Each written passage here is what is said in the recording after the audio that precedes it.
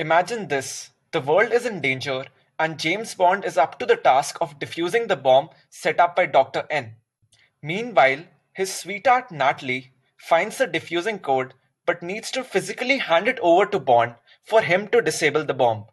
The clock is ticking, so Bond tries to find his way to Natalie by computing the shortest path. He soon realizes that if Natalie too starts to search from her end, they could meet somewhere in between and that would be faster. However, it would be even faster if they meet exactly at the middle and are guaranteed to do so every time. Bond wonders how could this be made possible. This triple AI 2016 best paper is the answer to our hero's vexation. We at Stanford Scholar will try to help Mr. Bond save the day by creating this short talk on the paper, bidirectional search that is guaranteed to meet in the middle. Let's first look at some state-of-the-art search algorithms. The simplest one, unidirectional brute force search, expands nodes starting from one end and puts them in a list with priority as its distance from the start node. Node at the top of the priority list is then expanded, that is, its neighbors are added to the list. The priority of a node in the list is updated if found smaller. Nodes, with all its neighbors being exhausted, are added to a closed list. The algorithm terminates once the goal is reached.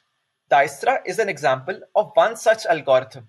By using an approximate distance from the node to the goal, called a heuristic h of x, the search can be narrowed. This kind of search is called a unidirectional heuristic search, where the priority used for ranking the nodes is g of x plus h of x. A star is an example of such an algorithm. In a bidirectional brute force search, two simultaneous searches are initiated, one forward from the start and one backward from the goal. The first node where they meet might not be the optimal solution. They should meet in the middle for the algorithm to return the shortest path. Bidirectional brute force search guided by a heuristic is called bidirectional heuristic search. The performance is not necessarily superior to unidirectional heuristic search as shown by Baker and Koff 2005.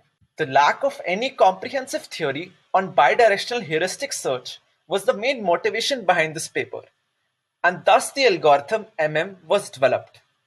The novelty in is that priority depends on the max of f of x and twice of g of x. Further, the algorithm terminates when the lowest cost solution reaches the lower bound on the optimal solution C star. Even if there is a node that doesn't lie on the optimal path, the algorithm will ensure that it will never be expanded because it will have priority higher than the node in the optimal path. This means never expands any nodes with a cost greater than optimal solution cost over 2. When is analyzed without any heuristics, we get MM0. In order for us to compare different algorithms, we need to first understand the categorization of the state space. We divide the state space into 6 disjoint regions. This near to start, far from goal region is expanded by all the algorithms. Next we have far from start, near goal. This is remote from start, near to goal. Far from start and far from goal. Remote from start, far from goal, which is not expanded by any algorithm. And finally, near to both start and goal, which includes only those states that lie exactly at the midpoint of optimal solutions. Two algorithms can now be compared by looking at the regions in which nodes are expanded. BFS expands nodes in the far region, whereas MM0 expands nodes in the regions near to the source and the goal. The winner is MM0.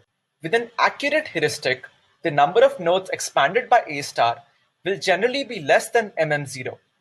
A star will expand more nodes in FF than expands in Rn, unless the heuristic for A star is very strong. Let's see some experimental results on the impact of heuristic strength on algorithm performance. Two heuristics are used for Rubik's Cube node expansion. H888 is the more accurate or stronger heuristic. The number of nodes expanded with increasing problem difficulty is shown. The same is done using the 1997 Corp heuristic. As we make the heuristic more accurate, we get a transition from MM0 to to A star as the best performer.